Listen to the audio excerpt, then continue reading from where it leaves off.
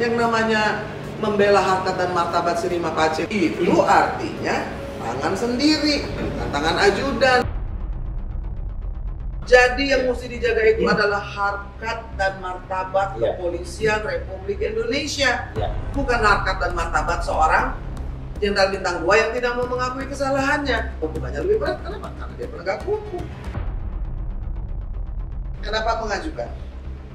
Harus dibilang bahwa wah mungkin saya ingin memperjuangkan hak. Kenapa ditarik? Dua-dua terus dijawab.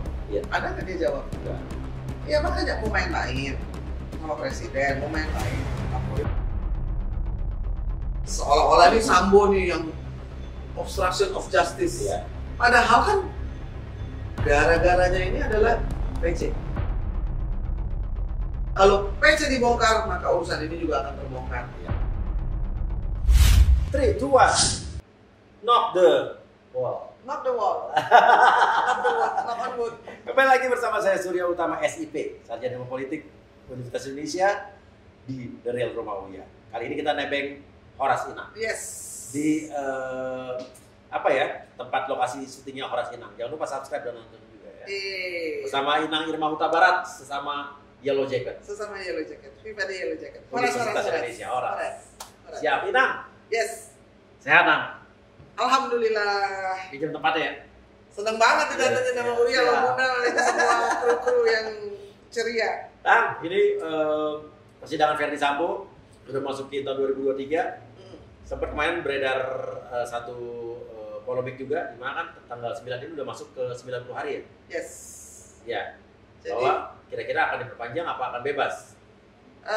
harusnya diperpanjang ya, karena 90 hari ini kepotong Natal, kepotong G20, ingat nggak? Ya. Potong tahun baru, lalu juga ada periode di mana kena COVID kalau nggak salah PC, jadi memang banyak jedanya. Saya pikir hakim juga akan tidak mungkin memutuskan segera tanggal 9 Januari. Oke. Nah, sekarang kita lihat saja, tapi ini ada persidangan yang menarik nih. Waktu minggu lalu ada saksi ahli dari pihak Sambo dan PC.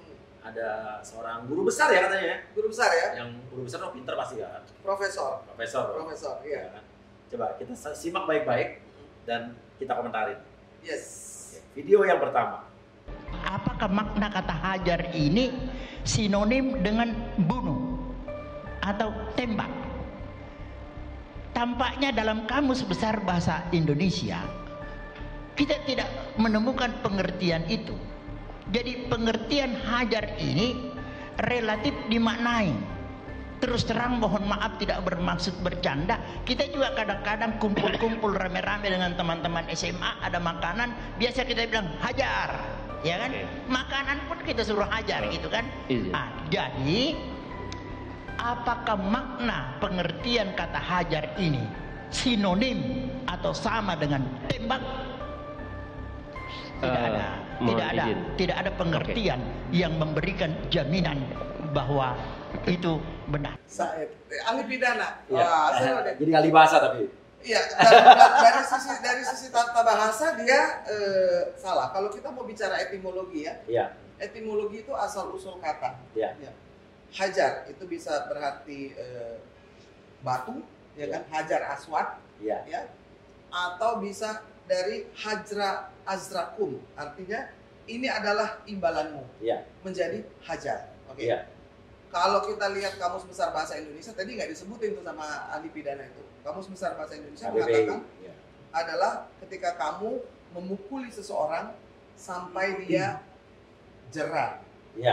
Atau tidak berdaya, atau kapok sampai dia tidak berdaya dan jerah.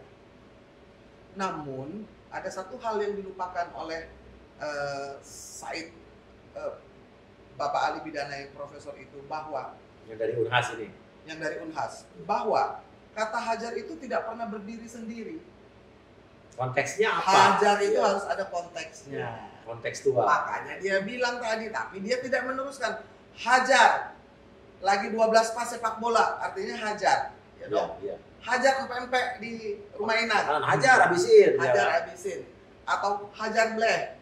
Joget. Ya kan? Hajar itu tidak bisa berdiri sendiri, harus ada konteksnya. Nah, konteksnya ini yang mesti dijelaskan, ya dong.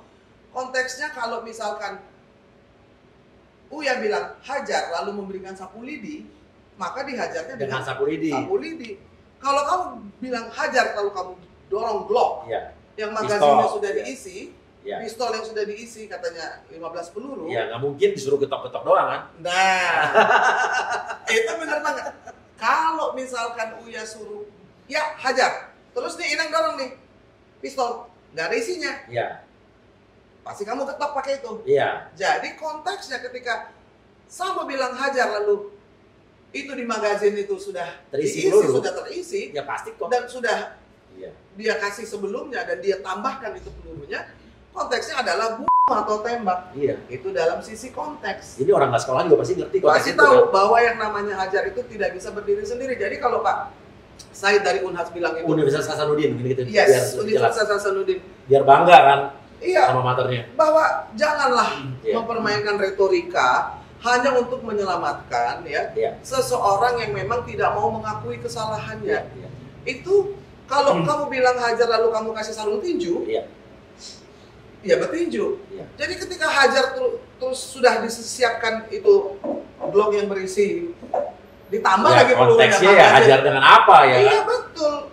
Kalau dia kasih pistol yang kosong, nggak akan mati Joshua. Jadi itu dari sisi konteks. Lalu relevansinya, ya kan? Relevan nggak seorang Baradae yang menghajar Joshua? Nggak ada urusannya. Orang dia mau makan nasi goreng kok. Dia mau makan dipanggil, berarti nasi gorengnya tuh belum selesai dimakan. Tujuannya apa? Sore itu dia mau makan nasi goreng dipanggil, terus disuruh tembak dikasih. Apakah Glock itu punya dia? Yes, bukan. Nggak mungkin Barada pegang Glock. Itu harus ditanyakan lagi kan? Itu aja dari situ sudah kelihatan dari semua disiapkan. Belum lagi iming-iming uang 500 juta untuk dia rasa terima kasih. Jadi kalau dia bilang itu hajar tidak sengaja untuk menembak, laporin dong. Iya. Oh ini tidak melaksanakan perintah, saya suruh hajar, dia suruh nembak. Tangkap. Langsung hari itu dilaporin. Baradae tangkap, dia tangkap. Dan tidak perlu obstruction of justice. Tidak perlu ngilangin CCTV, tidak perlu ngilangin apalagi handphone, tidak perlu ngilangin laptop, tidak perlu ngilangin semua barang bukti. Logika berpikir orang nggak usah sekolah hukum pun udah pasti masuk kan? Tidak ada korban yang menghilangkan barang bukti. Betul, itu jelas. Itu that's the point. Yes, pasti pelaku gitu. Jadi kalau korban pasti barang bukti itu akan disimpan baik-baik untuk barang bukti. Ini CCTV-nya lihat nih. Iya. Saya bilang hajar, ini dia malah nembak. Padahal saya cuma ngasih suruh nyubit gitu. Iya, saya cuma ngasih dia sapu lidi. Ternyata dia ngambil sendiri pistol gitu, nggak mungkin. Sapu saya. Gitu. Makanya jadi gini, semua ini kan kita ini kan udah terbiasa melihat kasus-kasus direkayasa dari mulai kasus-kasus besar, dari mulai Kejaksaan Agung nanti yang dimasukin penjara tukang cat. Ini juga kasus besar melebarkan seluruh mata di Republik ini melihat nanti maunya yang pangkat paling rendah saja. Jadi kambing hitam. Yang dikambing hitamkan. Itu sudahlah, kan kita sudah memasuki era yang baru, memasuki masa di mana kita ini katanya sudah mau 4.0, ya dong? Ya. Masa iya sih masih kita dibodoh-bodohi saja? Kan saya selalu bilang ya, kita ini dibodoh-bodohin terus loh. Ya. Baik oleh para ahli yang sama sekali tidak bermutu, apa yang dikatakannya tidak bisa dipertanggungjawabkan. Saksi ahli yang tadi bermutu? Tidak. Karena profesor ya? Profesor ahli pidana, mau bicara tata bahasa, ayo kita bicara soal tata bahasa, etimologi. Lalu soal konteks, di mana konteksnya?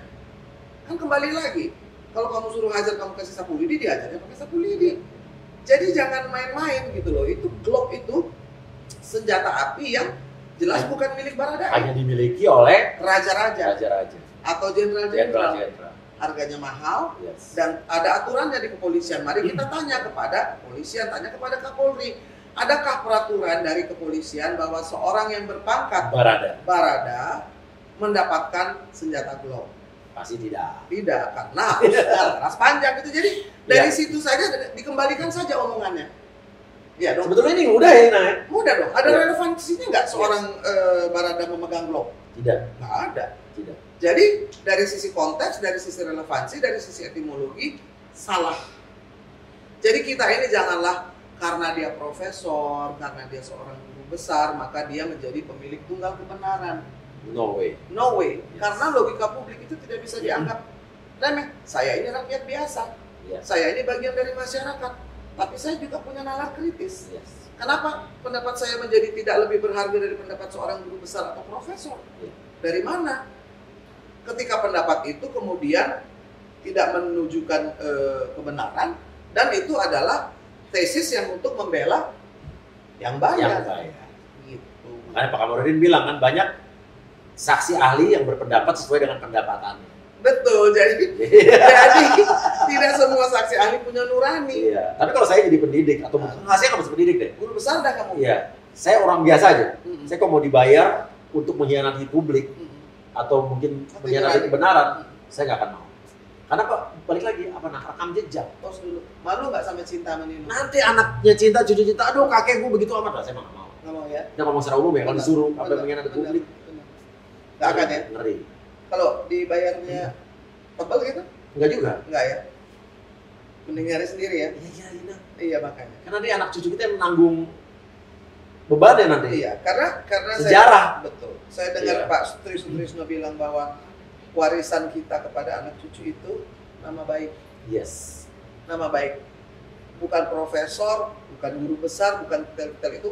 Oke, dia profesor, apa yang dilakukannya untuk masyarakat? Oh, dia membela seorang pembunuh. Ada profesor yang membela seorang koruptor, sehingga koruptornya dibebaskan di pra-peradilan. Jadi itu ada rekam jejaknya gitu. Profesor-profesor mana saja yang membela penguasa, koruptor, pembunuh, nanti itu dibikin kategorinya. Jangan khawatir. Jangan khawatir, apa yang dikatakannya di depan pengadilan itu bukan hanya bayarannya mahal, tapi yang tadi Uya bilang, rekam jejaknya kepada keluarganya, kepada anak cucunya. Bukti digital. Yes. Nah, ini satu lagi nih. Saudara ahli ya?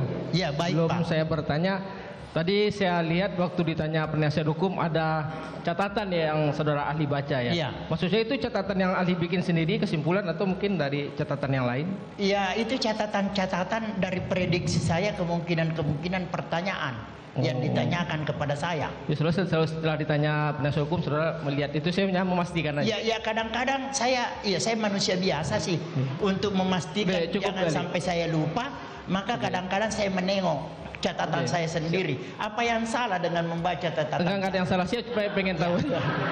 Ini, terima kasih ahli ya. Gila ya diketahui itu guru besar tuh. Ya katanya kan. Profesor. Bukan dari UI pasti. Bukan. Karena kalau dia ditanya terus ngelihat catatan, sebenarnya di mana letak kepakarannya?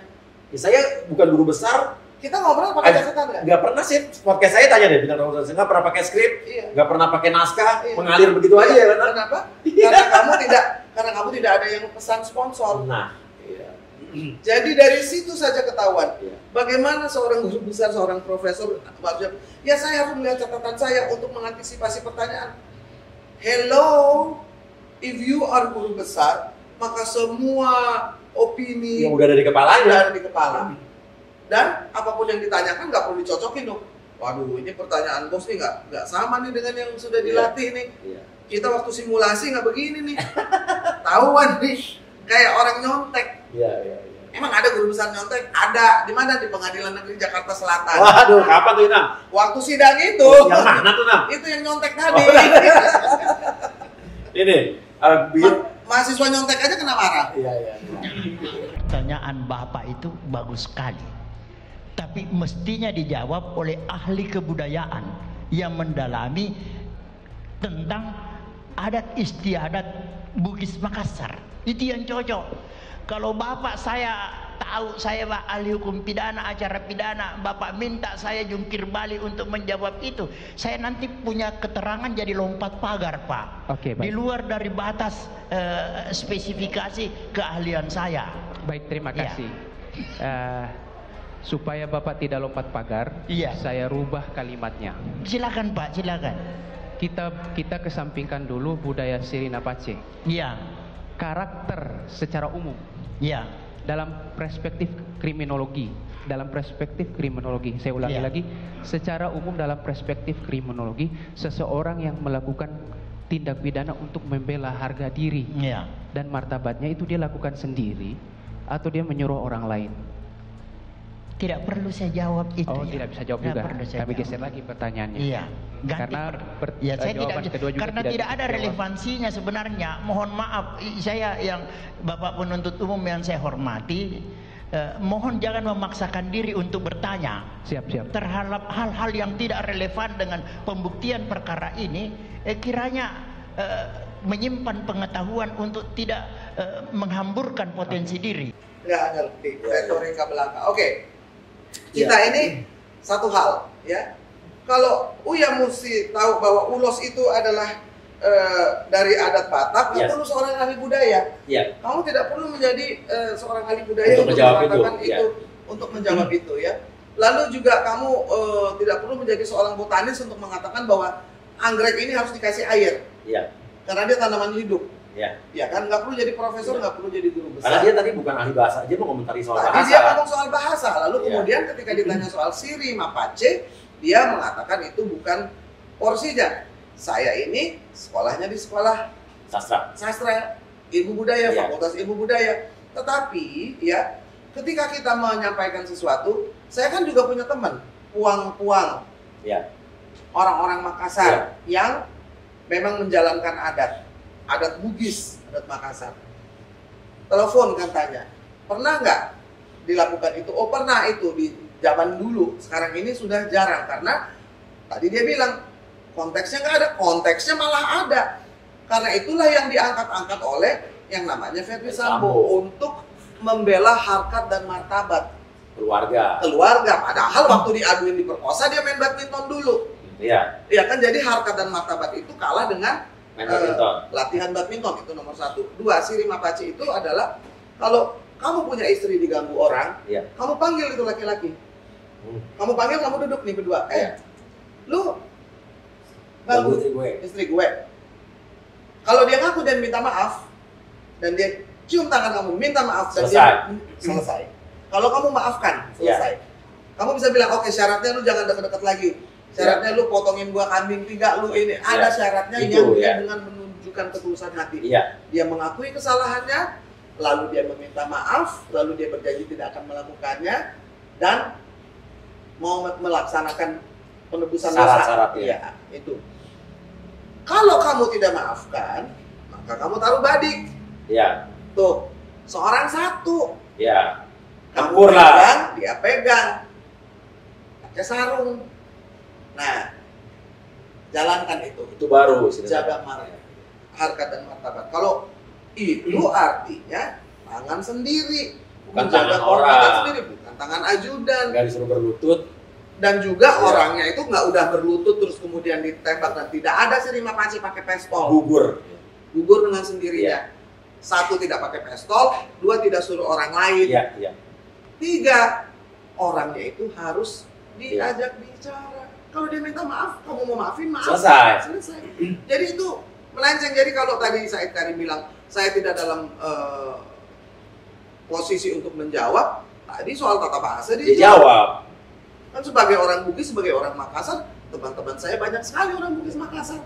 Saya tanya sama Abang Akbar Faisal, saya tanya dengan Faidal Bintang, saya tanya dengan teman-teman saya, orang-orang Bone, orang Bugis, yang mengatakan nggak ada yang namanya membela harkat dan martabat siri mapace dengan menyuruh ajudan, itu nggak mungkin.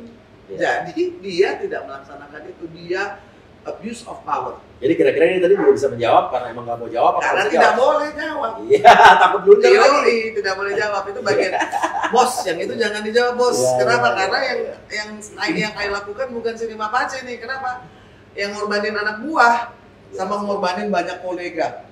Teman-teman satu angkatan, di bawahnya dia, di atasnya dia, ada yang lebih senior namanya Kombes Susanto. 97 orang tuh kira-kira nggak mungkin dong nggak tahu atau di-prank. Nah, nggak. Sebagai anggota polisi pasti kan punya kecerdasan, apalagi yang udah bintang-bintang. Lebih dari orang awam. Nggak mungkin dong dibohongin. Nggak mungkin. Terus dia percaya. Menurut Ina kira-kira semuanya tahu nggak kalau ini bukan tembak-menembak? Tentu saja dari Mereka datang ke lokasi gitu kan. Dari jenazah kan kelihatan. Iya. Kalau 2 orang tembak-tembakan, itu kan ini tembak nih 7-7-nya masuk nih ke badannya Joshua. Yang sini nggak masuk sama sekali. Tembak-tembakan apa? Tembak-tembakan sama Stevie Wonder aja mungkin pasti kena kok. Iya. Sedekat itu gitu loh. Jadi dari situ saja sudah menunjukkan bahwa tidak ada keinginan dari penyidik atau orang-orang yang di 97 obstruction of justice itu untuk menyatakan kebenaran. Karena dari mayatnya kan kelihatan. Masa ya tembak-tembakan ada tembakan dari belakang yang tembus ke sini, itu kan dari dekat berarti. Jadi menurut Renang kira-kira harusnya 97 orang itu semua bertanggung jawab dong? Iya, harusnya ada yang melaporkan dong. Iya. Jadi kalau melihat jenazah itu harus dilaporkan. Kenapa nggak ada yang lapor? Iya. Itu dong pertanyaannya. Iya. Betapa itu menjadi sangat penting karena kita ini bukan hanya bicara pembunuhan Joshua, tetapi kita juga bicara soal memperbaiki kepolisian, benar nggak ya? Betul, setuju. Bicara soal reformasi, bicara soal bagaimana tidak mungkin tidak dibenahi kalau seperti ini sekarang sudah terbuka. Apa sering TKP kemudian direkayasa? Yang pertama, apa sering penghilangan barang bukti? Apa sering orang lalu kemudian tidak diumumkan? Nah itu kan pertanyaan-pertanyaan yang harus dijawab oleh kepolisian Republik Indonesia. Betul. Kalau apa yang dilakukan Sambo ini sudah menjadi kebiasaan, berarti sekarang dia kena batunya. Iya. Ketahuan. Dan itu membuka bahwa betapa selama ini publik itu sudah mengalami luka batin. Yang sangat dalam. Yang sangat dalam. Kamu tanya semua orang yang pernah berurusan dengan polisi. Apakah ada yang bahagia, yang merasa Yandung-yong, dilayani, dilindungi, dan diayomi? Apakah ada yang terlihat seperti sudah melakukan tribrata, catur prasetya? Masih jauh ya. Itu yang harus kita dorong. Dan itu harus kita benahi sama-sama. Jadi yang mesti dijaga itu adalah harkat dan martabat kepolisian Republik Indonesia. Bukan harkat dan martabat seorang Jenderal Bintang 2 yang tidak mau mengakui kesalahannya dan mau mengorbankan begitu banyak orang. Nah, kita lihat. Izin yang mulia, saya boleh jawab? Sudah selesai pertanyaan Bapak. Tidak menarik sekali pertanyaan Bapak, jadi saya tidak sabaran menjawabnya. Silakan selesaikan dulu Pak. Nah, jadi gini, pertanyaan saya, memang di sini pertanyaan yang saya sampaikan tidak menarik karena di sini kita menggali peristiwa hilangnya nyawa seseorang. Sabar ya. Ada orang yang sudah kehilangan nyawa, ya kan? Jadi memang perencanaan itu ketika sudah menyuruh seseorang dan mengisi magazin memberikannya kepada orang lain itu sudah hilang tuh, gugur. Spontanitas atau pembunuhan biasa sudah termasuk perencanaan. Lalu tidak bisa dipisahkan juga ya obstruction of justice. Jadi apa yang dilakukan sebelum ya pada saat pembunuhan dan sesudah pembunuhan itu termasuk dari perencanaan. Gitu, termasuk menghilangkan CCTV, mengundang orang, dokter forensiknya juga kemudian diberikan petunjuk-petunjuk. Dan sampai sekarang dokter forensik yang pertama kali tidak dimunculkan. Itu aneh nggak menurut ya? Aneh lah. Kenapa tidak dimunculkan sampai sekarang? Karena itu penting sekali sebetulnya. Terus pengakuan supir ambulan yang udah sempat memberikan keterangan, selanjutnya kenapa nggak diterusin? Betul. Ya. Jadi gini, yang namanya dokter forensik pertama itu dia kan memberikan keterangan permintaan untuk visum et repertum yang aneh, ya kan? Karena di situ ditulis hanya mati karena 1 peluru, lalu juga umurnya 21 tahun, itu pun juga sesuatu yang harus di-trace gitu. Kenapa bisa begitu? Ini ada pengaburan sejak awal. Jadi yang melihat pertama kali seperti apa jenazah itu dan berapa itu yang bolongan bekas tembakan, tentu ada foto-fotonya. Itu yang harus dikaji dari awal. Bukan saksi-saksi ahli yang ngomongnya retorika. Ya kan, ahli pidana yang mau bicara soal tata bahasa tapi nggak mau bicara soal budaya, itu kan juga aneh. Sementara yang namanya jenazah itu tidak mungkin berbohong. Kita suka nonton CSI, nonton Sherlock Holmes ya. Ini mulut-mulut ini berdusta semua nih ya. Tapi badan itu, mayat itu nggak bisa berdusta. Karena dari situ bisa dilihat siapa yang menembak, pakai peluru apa, pakai senjata apa, peluru yang mana masuk ke mana. Itu bisa pakai laser ya. Terus dari sini ke sini ya, yang ngakunya nembak 1 kali, nembak 2 kali. Nah itu yang mesti lebih jeli, yang itu kalau dibuka dari pertama itu akan bikin kita semua jadi pandai. Nah kira-kira kepolisian kita, CSI-nya kita nggak canggih apa emang sengaja untuk kasus ini dibikin tidak dicanggihkan? Nah itu kan tidak ingin, bukan tidak bisa. Padahal kan kepolisian kita kan termasuk ranking kepolisian nomor berapa terbaik di dunia. Menurut Susno Duaji termasuk yang terbaik. Tapi dalam hal ini nggak ada saintifiknya sama sekali. Sampai Sulaiman Ponto bilang, ini gimana sih mau menentukan nembak dari mana aja, itu kan harus ditarik benang. Kalau zaman dulu, sekarang nggak pakai benang, pakai laser. Yes. Nggak ada nggak? Nggak ada. Nggak ada. Kenapa nggak ada? Ya makanya pertanyaan, emang kurang canggih? Apa emang sengaja untuk kasus ini? Sengaja. Pura-pura nggak bisa. Yes, tidak mau membuktikan. Ada 7 lubang itu dari mana saja, dari arah mana, sudut apa, siapa yang menembakkan, jarak berapa. Itu harus terang seterang-terangnya.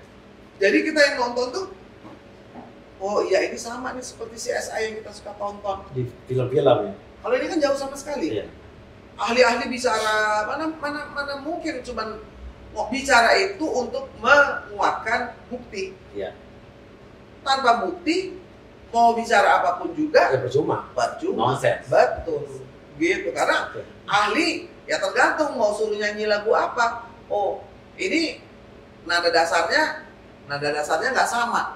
Lagunya dia suruh karang-karang sendiri, dan ahli itu akan bicara sesuai dengan permintaan, dan kita sudah lihat itu. Nah, sekarang kita bisa lihat kok ahli-ahli kalau di persidangan yang nyanyinya fales apa merdu gitu ya. Fales. Pitch-nya salah. Oke, sekarang kita ngomong soal Twitternya Febri Diansyah. Ini menarik sekali. Kenapa lagi dia, Uya? Mana ya? Coba ceritakan padaku. Ini ada menarik sekali di TikTok, saya udah lihat. Jadi ada Twitter Febri Diansyah bilang 28 Desember. Jadi kepikir kalau Richard Eliezer minta bebas karena alasan perintah jabatan, bisa-bisa semua terdakwa obstruction of justice dapat bebas juga. Kalau gimana Pak dosen, dia tag M Fatahillah Akbar, analisisnya tentang pasal 51 ayat 1 KUHP. Ada yang jawab, oh ya kan? Kira-kira kalau pas kejadian si E, Barada E ya, yang pangkatnya cuma Barada E ini menolak perintah Jenderal Bintang 2, bakal gimana karir atau nasibnya ya? Ada yang nanya deh netizen. Dijawab sama Febri Diansyah, sudah ada yang menolak dan gak diapa-apain. Sudah ada yang menolak, berarti kan sudah ada menolak perintah dan gak diapa-apain sama FS. Namanya Ricky Rizal. Sayangnya sudah menolak malah dijadikan tersangka pembunuhan. Si Anang nih balas, jadi Pak FS beneran perintah nembak si J mas? Gak dijawab. Terus ada lagi nih yang balas, kok dihapus Pak? Oh nanya. Iya. Bener gak nih coba? Iya, jadi mungkin kelilit omongan sendiri ya. Iya. Bahwa satu, bagaimana seorang lawyer bisa membuat opini di Twitter seperti itu. Itu juga kan satu unethical. Iya. Boleh nggak sebenarnya sih? Nggak boleh. Pengacara bikin opini? No, you can. Apalagi akun pribadi ya. Kalau dia diwawancara, dia memberikan pendapat masih masuk akal. Jadi kalau ini kan seperti ingin menyetir, membentuk opini publik yang sementara publik udah sampai ke ubun-ubun ngelihat kelakuan para pengacara yang hanya bermain retorika dan kesannya hanya ingin mengorbankan Barada E saja. Ya kan kalau dia bilang bahwa yang dihukum berarti itu harusnya Barada E. Dalam kejahatan itu kan ada mastermind, ada eksekutor, lalu ada pemeran figuran, penyerta, bagian bersih-bersih mayat, bagian angkut-angkut, apa segala macam yang nggak ada urusan sama pembunuhan, tapi menghilangkan barang bukti. Setelah pembunuhannya itu yang termasuk bagian dari perencanaan. Di mana-mana yang paling berat hukumannya ini adalah dalang. Walaupun dia tidak menarik pelaku. Yang namanya eksekutor itu bisa siapa saja. Jadi kalau dia bilang, oh itu karena Barada E, kembali lagi, Barada E itu pangkatnya apa? Icat itu berapa tingkatan di bawahnya jenderal ya. Terlalu jauh, karena itu gak ada lagi yang di bawahnya Icat. Dia itu paling rendah dan tidak di pangkat itu bukan untuk berpikir. Yang namanya Barada itu untuk melaksanakan terjun. Ya kan lompat. Tembak gitu. Jadi kalau dalam hal ini memang saya pikir itu absurd ya yang dikatakan oleh Febri Diansyah, bahwa Baradae yang harusnya dihukum maksudnya FS, PC, RR, kuat, bebas semua. Sementara tidak ada motif dari Icat untuk membunuh. Icat tuh nggak punya motif. Iya, no motif. No motif. Kalau ditanya Icat mau apa? Mau makan nasi goreng. Saat itu. Iya, dipanggil sama bos, suruh nembak. Nasi gorengnya belum kelar tuh. Jadi kalau dia mau bicara soal yang salah, yang patut dihukum hanyalah yang nembak dan tidak patut dibebaskan, itu harus dilihat dari konteksnya. Siapa yang disuruh? Yang namanya Ricky Rizal itu pangkatnya udah tinggi banget dibandingin Baradae. Jadi nggak bisa, bukan apple to apple. Udah nolak juga kenapa dikasih duit? Yes. Nah, terus dibilang yang sudah menolak namun dijadikan terdakwa. Halo Febri, yang nerima uang 500 juta itu siapa? Ricky Rizal sudah mengaku. Ada pula di rekeningnya 642 juta, itu belum dibahas tuh kenapa ada 642 juta di dalam rekening seorang ajudan. Apakah itu pembayaran 500 juta? Apakah betul itu uang bulanan? Dua-duanya sih malakama nih. Iya, kalau uang bulanan segede itu kah? Gaji 30 juta. Dari mana uangnya? Iya. Siapa yang kasih? Belum lagi kalau pakai nama orang, CPPU, money laundering.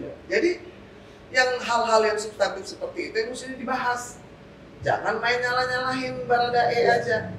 Saya pikir juga aneh pada waktu, Uya ingat nggak waktu tiba-tiba FS memberikan keterangan seharusnya dia dipecat karena Baradae yang menembak. Kenapa dia julid banget ya? Karena dia dipecat, dia nggak terima dipecat sendiri. Iya kan dia 97 orang jadi batin, termasuk yang Baradae juga. Sampai kemarin mau mengajukan gugatan ke Presiden Wakapolri ya. Nah itu keren tuh. Ke Petun tapi ditarik lagi. Kan pertanyaannya, apakah kalau ditarik selesai? Kan harusnya ditanya, kenapa mengajukan? Harus dibilang bahwa wah mungkin saya ingin memperjuangkan hak. Kenapa ditarik? Dua-dua terus dijawab. Ada nggak dia jawab? Enggak. Iya makanya mau main-main sama Presiden, mau main-main sama Kapolri, mau main-main lagi. Karena dari awal sudah mempermainkan hukum, saya pikir juga bahwa dia merasa sangat percaya diri. Apa yang dilakukannya itu bisa beres dan bisa lepas dari hukuman. Nah, itu kan yang impunitas itu adalah musuh dari satu negara demokrasi. Impunitas itu juga adalah musuh terbesar dari penegakan hukum. Bahwa ada orang-orang yang memiliki impunitas. Anak pejabat, kalau dia aparat penegak hukum. Padahal kalau dia aparat penegak hukum, itu hukumannya harusnya lebih berat. Sepertiga. Ditambah. Orang lain dihukum misalkan 30 tahun, dia 30 tahun tambah 10. 40 tahun. Yes. Karena dia penegak hukum. Yes. Itu yang benar gitu. Jadi jaksa-jaksa, hakim dan juga polisi itu supaya tidak semena-mena. Betul. Gitu.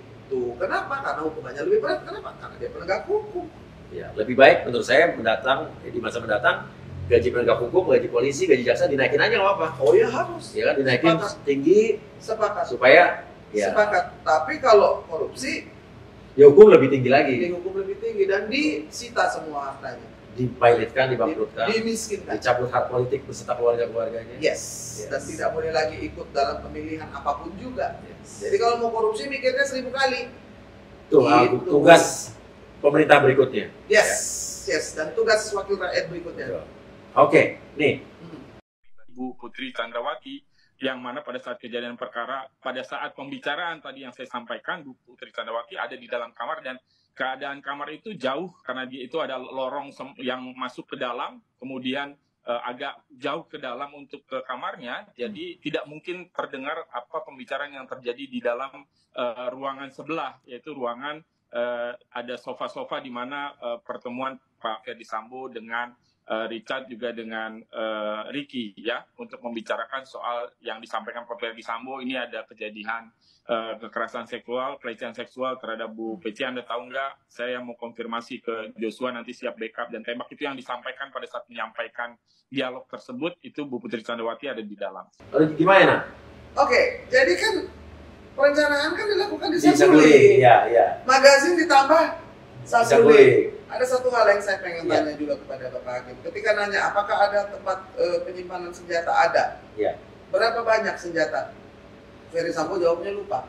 Diungkap dong. Lupa berarti kan banyak ya? Iya, karena kita udah pernah bahas. Iya. Kenapa tidak dibuka di persidangan? Oh, ada misalkan 50 atau 60 senjata bermacam-macam. Kan kita jadi tanda tanya. Iya. Itu kan senjata dibeli dari uang rakyat. Iya. Karena apa? Karena itu memakainya harus ada izin, pelurunya juga harus dicatat. Iya. Nomor-nomornya, semua izin yang mengeluarkan kepolisian, tapi bukan berarti bahwa polisi bisa menyimpan senjata semena-mena seperti itu. Kalau sampai persidangan hari ini belum dibuka, berapa banyak senjatanya Ferdy Sambo, berapa banyak peluru yang disimpan olehnya, dan berapa banyak yang terpakai, maka peradilan ini akan menjadi sia-sia karena tidak akan menjadi terang. Iya. Jadi pembunuhan terhadap Joshua ini adalah satu hal. Lalu kita menemukan fakta bahwa banyak sekali senjata yang dimiliki oleh Ferdy Sambo. Sampai ada penyimpanan khusus untuk itu. Iya. Lalu banyak sekali tas-tas mewah milik dari Putri Chandrawati. Iya. Terlihat pada saat rekonstruksi. Itu sama seperti di mall-mall yang mewah. Semua merek ada. Harganya satu tas aja puluhan ratusan miliaran. Iya. Dan ada puluhan di situ. Jadi hal-hal seperti itu jangan kemudian yang sudah terang digelapkan lagi, nggak bisa. Iya. Sesuatu yang sudah kita ketahui tidak bisa kita menjadi belaga nggak tahu. Iya. Nah ini yang kejadian ini kan jadi kayak belaga budek, belaga buta. Padahal terlihat jelas soal senjata. Iya. Kenapa sih nggak dijawab? Soal berapa rekening Joshua, kenapa sih nggak dijawab? Itu kan hal-hal yang harusnya dibuka di persidangan. Yes. Supaya masyarakat, netizen itu menjadi pandai. Karena kita ini mengikuti persidangan supaya melek hukum.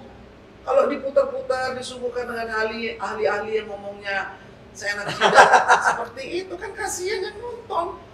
Kira-kira ini persidangan ini apa? Penilaian Inang dengan satu kalimat atau satu kata? Lelet. Tapi lucu kan? Kocak banget. Kocak karena lebih banyak kocaknya berderamanya. Lebih banyak konyolnya kalau saya bilang, karena ketika hakim kemudian bolak-balik menggertak dari mulai kodir yang berbohong, ya. Ditangkap nggak sampai hari ini? Ya. Kenapa dong nggak ditangkap? Itu contempt of court loh. Ya. Susi, contempt of court. Ya. Lalu juga Kuat Ma'ruf, contempt of court juga. Harusnya Ditangkap dan diperiksa. Ketika hakim ingin menegakkan wibawa itu bukan dirinya pribadi, tapi pengadilan negeri di Republik Indonesia. Memang PN Jaksel itu kan terkenal, tidak pernah menjatuhkan hukuman mati. Lalu juga terkenal banyak sekali yang korup itu yang tertangkap dari PN Jaksel. Itu dong kalau mau diubah citranya, ya inilah mestinya Hakim Wahyu menunjukkan ketegasan. Kan bolak-balik bilang, kamu kalau bohong saya tangkap, kamu kalau bohong saya... Tapi nggak ditangkap-tangkap. Iya, tapi udah tahu bohong. Letak aja. Kodir bohong. Iya. Di CCTV dia lari bolak-balik ke dalam rumah, di depan hakim dia bilang saya diam saja. Kenapa itu tidak ditangkap? Yes. Jadi ada kegamangan, seolah-olah ini hanya memberikan pertunjukan saja seperti sinetron. Ini bukan sinetron, ini pengadilan kok. Percaya sama hakim? Ya. Saya 50-50 kan udah pernah nanya kan waktu itu. Cuma saya sekarang makin percaya apa makin? Karena gini, kalau kita mau optimis itu juga ada dasarnya harusnya ya kan. Nah, yang membuat kita optimis itu nggak banyak. Belakangan ini ya? Iya, karena kalau forensik dari awal dia urus, uji balistik itu diurus, lalu proyektil-proyektil itu kemudian dibahas. Dokter forensik juga. Dokter forensik kemudian itu otopsi dari pertama itu dan otopsi kedua. Belum tentu otopsi yang kedua juga benar. Iya. Lihat dulu kredibilitasnya. Siapa itu Dokter Ade itu? Iya. Kenapa dia bisa memberikan kesimpulan dengan segampang itu? Jadi orang-orang yang memberikan kesaksian, baik dia profesor, baik dia guru besar atau dokter forensik, itu harus mendapatkan konsekuensi dari apa yang dikatakan di pengadilan. Kenapa ya? Karena disumpah tahu. Benar. Tapi kayak nggak takut gitu. Iya. Cuek aja. Oke, Inang. Sambo dan PC saling menolak untuk menjadi saksi terhadap perkara mereka masing-masing. Gimana? Ya mau dibilang apa lagi ya kan, mungkin ceritanya bisa jadi nggak cocok. Karena kalau saya bilang sih dalam hal ini sebetulnya PC yang lebih berperan. Jadi ketika Sambo ditahan, PC berada di luar, kenapa dia melakukan transaksi? Ya kan, itu kan bisa ditanya tuh, bisa digali. Kalau saling menjadi saksi mungkin bisa bertolak belakang. Siapa yang sebetulnya mengelola keuangan? Sambo atau PC? Oh, kenapa atas nama PC semua yang dibuka ajudan-ajudan itu? Lalu itu keuangan Bayangkari. Keuangan Bayangkari diurus sama PC. Kenapa dong diserahkan kepada Joshua? Berarti kan dia trust kepada Joshua. Ada hal-hal yang bisa ditanya, yang bisa sebetulnya membuka satu sama lain. Tapi saya pikir kalau mereka memang saling harus melindungi, satu saling menutupi, bukan menutupi lalu kemudian menjalankan skenario sesuai dengan apa yang sudah disepakati, maka ya nggak jadi saksi. Takut blunder. Satu sama lain pasti blunder. Belum lagi yang ditanya-tanya urusan rumah tangga. Ya dong, sebetulnya kan bisa menjadi kesaksian satu sama lain itu. Kalau saya jadi hakimnya, Bapak FS, waktu istri Anda mengatakan tenang saja, sudah aman di Magelang. Atau habis cerita diperkosa ya? Habis diperkosa dibanting 3 kali. Disuruh tenang FS-nya. Bukan disuruh tenang FS-nya, tetapi istrinya menolak untuk diperiksa, menolak untuk diadukan, dan itu kan tidak masuk akal. Iya dong. Ya, kalau kamu tenang tidur, habis diperkosa, tidak pernah ada satupun perempuan di dunia ini yang diperkosa kemudian bisa tenang tidur. Itu habis make love namanya. Baru tidur nyenyak ya dong. Masa ya diperkosa tenang? Apalagi istri polisi, istri jenderal. Istri supir taksi pun sama. Istri seorang tukang gado-gado pun sama. Maksudnya istri jenderal polisi harusnya kan yang lapor lah, orang gampang. Nggak usah ngelapor, tinggal bilang, tinggal bilang aja. Datang sini. Papa, tolong saya, gitu dong. Nah itu juga tidak ada urgensinya. Saya selalu bilang bolak-balik ini. Di mana urgensinya ketika seorang istri menelpon kepada suaminya, yang minta tolong, tapi kemudian yang mau nolongin itu dibantah. Yang ngadu, yang minta tolong ini malah ngatur-ngatur yang mau nolong. Ya, gue nggak punya duit nih ya, tolong dong. Terus dia bilang ya udah, Inang nanti minggu depan deh, mungkin Astrid kirimin orang atau kirim duit atau gue transfer gitu. Terus gue bilang, jangan deh ya, nggak usah deh. Kenapa ya? Udah gue udah tenang-tenang aja. Nanya nggak?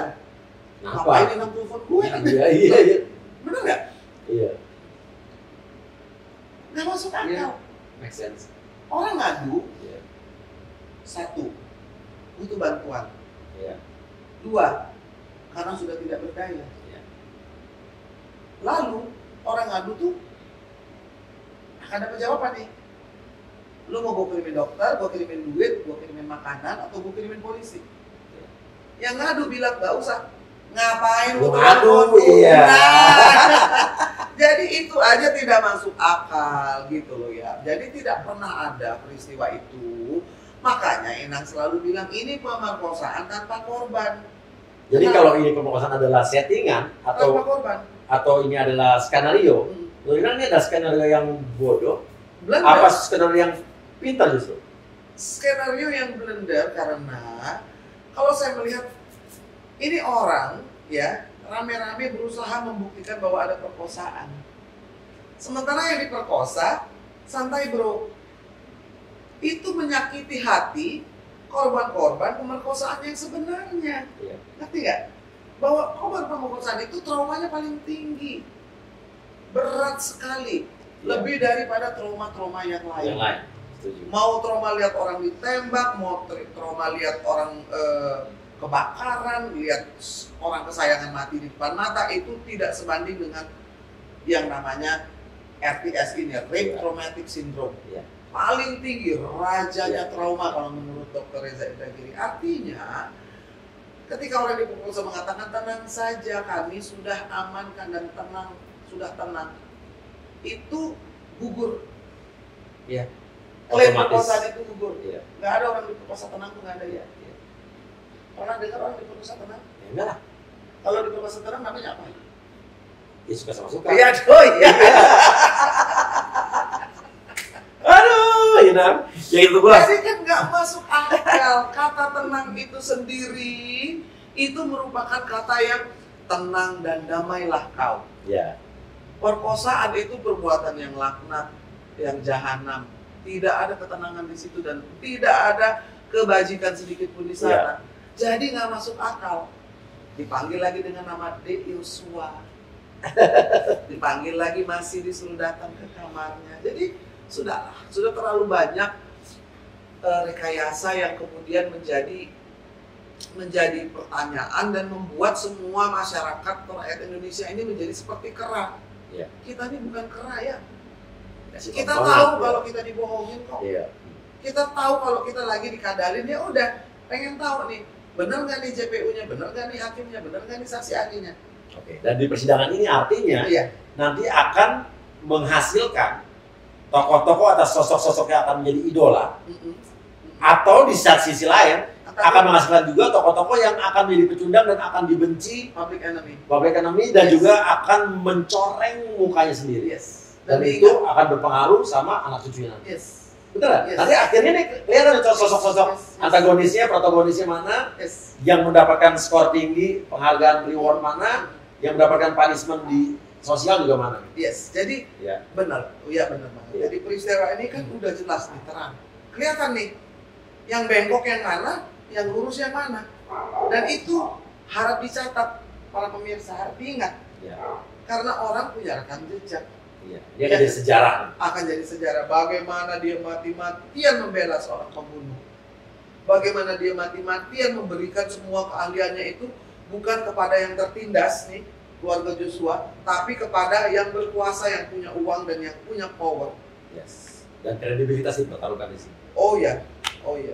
Itu warisan yang tidak bisa ditarik lagi tuh. Legacy. Tapi legacy yang seperti apa? Ya itu dia. Jadi nanti kalau kan sekarang dibilang itu kasihan orang tuanya Ricky Rizal dibully, itu social punishment.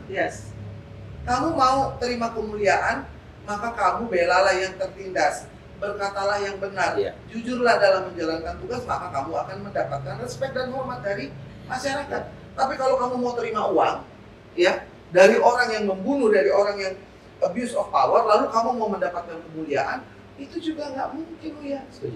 Kamu boleh aja dapat apa? Dapat fasilitas, dapat uang banyak. Ini nih, dilacurkan nih, semua keahlian, semua opini, silahkan saja. Tapi jangan harap bahwa akan mendapatkan kemuliaan. Jadi itu bertentangan gitu. Kemuliaan itu tidak didapat melalui perbuatan yang melacurkan ilmu, melacurkan pendapat, apapun alasannya, apapun predikatnya menjadi tidak penting. Ketika itu melukai satu, rasa keadilan masyarakat, ya kan? Dua, melukai seluruh sivitas akademika. Apalagi kalau kita mewakili alma mater, alma mater, tolong diingat dong. Tapi guru besar UI belum ada yang jadi saksi ahli yang aneh-aneh kan? Waduh, jangan sampai. Jangan sampai, karena itu mempertaruhkan seluruh sivitas akademika. Ikut malu loh. Tadi kan Uya bilang anak cucunya nanti malu lihat kenapa kakek gue ngomongnya begini ya. Bela cuma gara-gara mesti belain Sambo sama PC. Iya kan, Febri Diansah mau bangga sama anak cucunya. Melihat dia bermain kata-kata, urusan hajar lah dengan tembak, urusan Baradae lah yang paling salah. Sambo sebenarnya tidak salah, PC sebenarnya tidak berdosa. Dari mana PC melakukan transaksi? PC yang memerintahkan untuk ajudan diganti handphonenya. PC itu yang atur, ini mau kemana, ajudan ini mau kemana. Joshua suruh masuk got juga masuk got kalau mau. Jadi jangan diputar balik seolah-olah Joshua menjadikan ancaman, dia takut. Jadi PC yang mengatur semua transaksi, iya dong. Iyalah. Kenapa? Karena seolah-olah ini Sambo nih yang obstruction of justice. Padahal kan gara-garanya ini adalah PC. Yang mengatur semua ini adalah kalau PC dibongkar, maka urusan ini juga akan terbongkar. Ya. Kenapa dia buka di BNI? Kenapa atas nama seluruh ajudan? Kenapa dia bilang ini uangnya Bapak Ferdi Sambo, uang saya juga? Nah, dari mana itu bisa keluar omongan seperti itu? Berarti dia tahu ini uang dari mana, dia yang melakukan semua transaksi, dia yang mengatur ajudan-ajudan yang 8 ini dipakai namanya dan tidak pernah dibuka sampai sekarang seterang-terangnya. Itu PPATK dan BNI 46 itu juga nggak boleh main-main. Yes, PPATK sampai sekarang belum melakukan tindakan apa-apa ya? Diundang sama Aiman berkali-kali. Saya juga undang. Iya kan? Diajak ngobrol gitu. Sebenarnya perintah apa sih yang dikeluarkan waktu itu untuk rekening Joshua? Oh, PST, pemberhentian sementara transaksi terhadap satu rekening. Kenapa jadi 2 rekening? Iya kan? Kalau penghentiannya 5 hari, hari ini statusnya apa? Harus ada putusan pengadilan. Itu uang milik siapa? Milik Joshua atau milik negara? Lalu lintasnya mana? Jangan, udah dikasih kepada keluarga. Lah, ini kan bukan urusan keluarga, urusan negara ini. Gitu loh ya. Oke, nah, terima kasih. Kita lihat saja perkembangan selanjutnya di minggu ini dan minggu berikutnya. Ya, jadi mudah-mudahan paling nggak kan penonton Uya-Kuya menjadi lebih kritis, menjadi lebih pandai, ya kan? Karena apa? Karena kita ini tidak boleh juga terkesima dengan predikat profesor, doktor, ahli ketika omongannya itu tidak mengandung kebenaran. Ketika omongannya itu tidak membela yang lemah, ketika omongannya itu bukan untuk membebaskan penderitaan orang yang tertindas, dan orang yang tertindas korban itu bukan PC. Sekarang ini sedang diposisikan bahwa korban PC, yang namanya korban itu adalah Joshua Nofriansah Huta Barat yang mati, sudah dikubur, diambil lagi uangnya dari rekeningnya, difitnah lagi, digali-gali lagi kepribadiannya yang tidak ada pembelaan yang boleh dilakukan olehnya karena sudah tidak bisa. Dikasih lagi foto di klub malam. So what? Nggak ada relevansinya. Iya, kalau naik pesawat ke Gorontalo, so what gitu loh. Jadi bukti-bukti tambahan mengenai foto-foto tadi menurut Inang adalah nonsense. Apa itu? Nonsense. Ya, foto Uya sama Inang lagi nyanyi-nyanyi, lagi joget-joget banyak nggak? Banyak lah. Hubungannya apa? Nggak ada. Ya udah. Jadi kalau lagi joget-joget, lagi di klub malam lagi, kenapa? Itu namanya mendiskreditkan dan itu menyesatkan. Jadi nggak boleh tuh rakyat Indonesia langsung ngecap orang gitu. Itu adalah orang yang diagung-agungkan. Makanya jangan mengagungkan manusia, tapi agungkanlah kebajikannya. Iya dong, betul. Dari semua guru besar, dari semua profesor yang bicara itu, ada nggak kebajikan? Nggak ada. Ada nggak niat baik untuk membuat perkara terang? Ada nggak niat baik untuk membela korban yang sudah mati itu? Nggak ada ya. Jadi ya sudahlah. Yang tadi dia bilang, kita tempatkan saja. Ini tempatnya mereka. Ini kita bisa lihat. Ini kita lihat siapa yang membela yang benar, siapa membela yang bayar, itu aja bedanya. Dan di persidangan terbuka, satu lagi kesimpulannya adalah persidangan terbuka itu untungnya masyarakat bisa melihat tingkat kecerdasan seseorang, juga di sisi lain bisa melihat tingkat kebodohan seseorang. Betul. Kasih komen silakan di bawah ini ya. Yes. Terima kasih banyak ya. Terima kasih banyak. Wassalamualaikum warahmatullahi wabarakatuh. Waalaikumsalam warahmatullahi wabarakatuh. Horas. Tuhan jaga kita semua. Kuatkan kami dari cobaan. Hanya kepadamu Tuhan kami kan berserah. Kita pasti kuat. Indonesia jangan menangis.